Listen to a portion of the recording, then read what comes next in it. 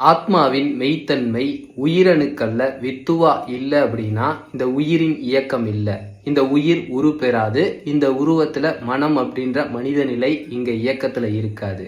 இந்த உடலறிவு, மன அறிவு, உயிரறிவு இதுக்கான மூலம் ஆத்மா அப்படின்ற அந்த ஆத்மா அமைதி தான். ஸோ அதுதான் இந்த இயக்கங்களுக்கு சரியான தஞ்சம் புகலிடமா போகக்கூடிய இடம் அப்படின்ற ஒன்று தெரிஞ்சுக்கணும்.